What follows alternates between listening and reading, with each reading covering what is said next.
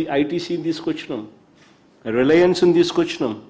ఇలాంటి మల్టీనేషనల్ కంపెనీస్ను తీసుకురావడమే కాకుండా బ్యాంక్ లింకేజెస్ కూడా టైఅప్ చేసి ప్రతి అక్కను ప్రతి చెల్లెమ్మను లక్షాధికారిని చేయాలి అని మహిళా సాధికారత కోసం మా ప్రభుత్వ హయాంలో అమలు చేసిన పథకాలు ఆసరా, చేయూత, ఈబీసీ నేస్తం, కాపు నేస్తం, జగనన్న తోడు, జగనన్న చేదోడు, నేతన్న నేస్తం, వాహన మిత్ర, సున్నా వడ్డీలు ఇవన్నీ మేము అమలు చేసి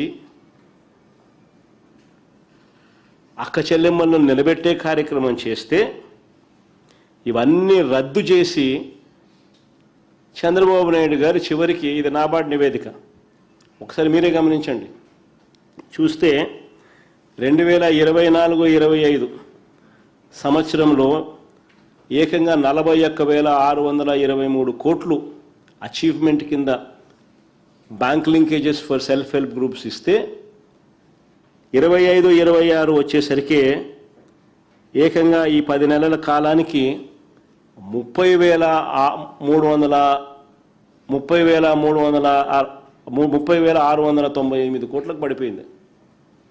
మా ప్రభుత్వ హయాంలో ప్రతి సంవత్సరం పెరుగుతా పోతే 2020-21లో 20,808 కోట్లు, 2021-22లో 33,000 కోట్లకు, దాని 20,808 33,568 కోట్లకు పెరిగి ఆ తర్వాత అక్కడి నుంచి 38,014 కోట్లు 2022-23లో పెరిగి దాని తర్వాత 2023-24లో ఏకంగా 49,626 కోట్లకు మేము పెంచుకుంటా పోతే చంద్రబాబు నాయుడు గారి హయాంలోకి వచ్చేసరికి ఏకంగా 49,626 కోట్ల నుంచి 2024-25 సంవత్సరానికి అక్క చెల్లెమ్మలకి ఇచ్చే బ్యాంక్ క్రెడిట్ లింకేజు ఏకంగా 41,623 కోట్లకు తగ్గిపోయింది. అక్కడి నుంచి ఫర్దర్గా ఈ 2025-26కు వచ్చేసరికి ఈ 10 నెలల కాలానికి చూస్తే ఏకంగా 41,623 నుంచి 30,698కి పడిపోయింది. మహిళా సాధికారత కాదు, మహిళలను చంద్రబాబు నాయుడు నాశనం చేస్తూ ఉన్నాడు అని చూపించే చిత్రపటం ఇది.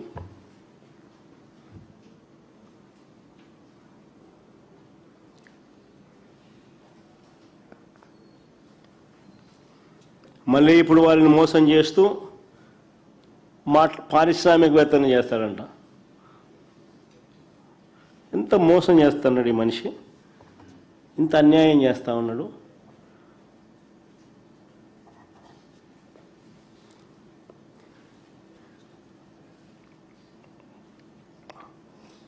ఇంకా ఇప్పుడేమంటాడు, ట్రిపుల్ బెడ్రూమ్ ఇల్లు అంట.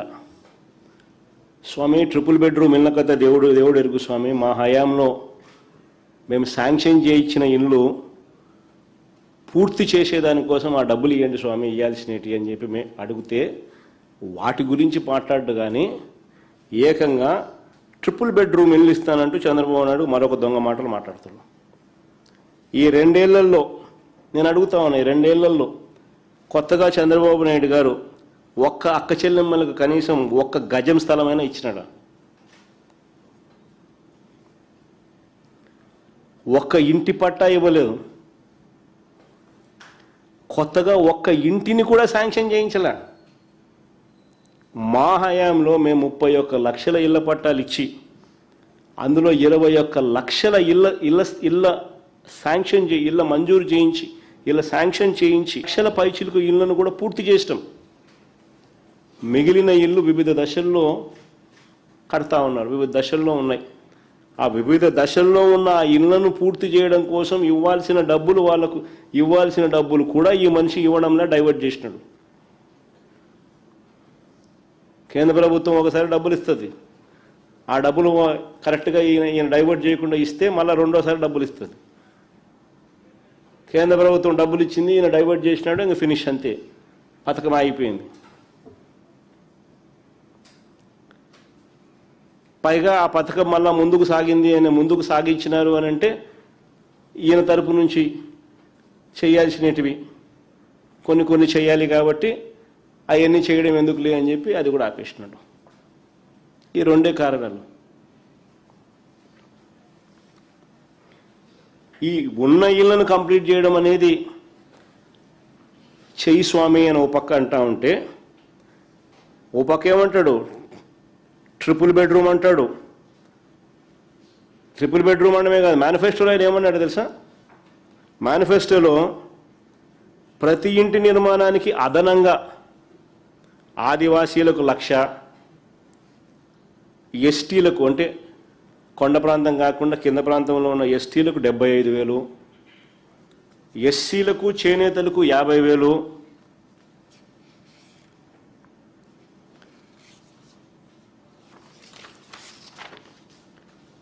చొప్పున ఇస్తామన్నాడు.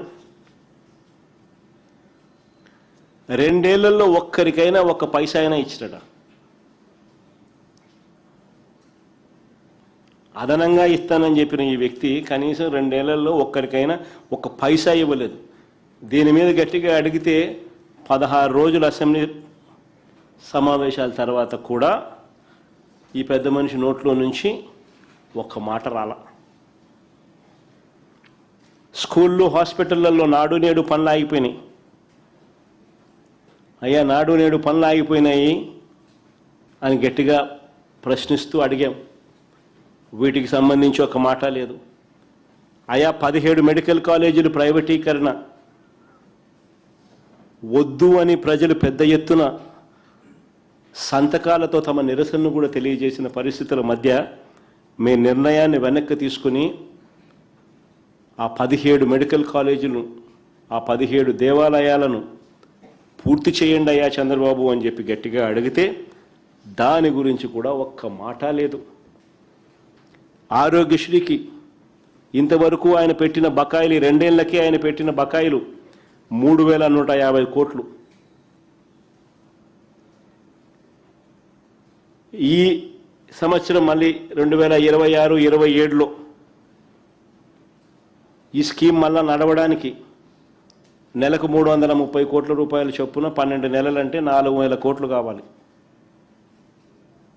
అంటే ఈ 4,000 ప్లస్ ఈ 3,150, 7,150 కోట్లకు గాను ఈయన బడ్జెట్లో కేటాయింపులు చేసింది 4,000 కోట్లని చేశాడు. కానీ ఈయన ఏ రోజు కూడా కేటాయింపులు బడ్జెట్లో పెట్టిన దానికి కేటాయింపులకు ఖర్చు చేసింది చూస్తే ఏ రోజు కూడా కనీసం 2,000 కోట్లు దాటల.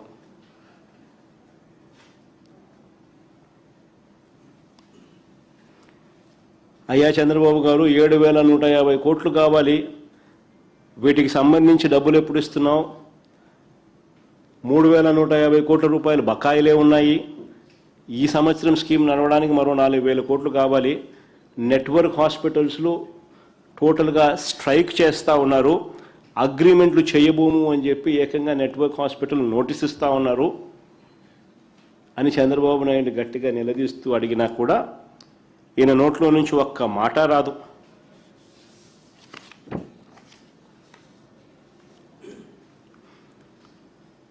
ఉద్యోగులు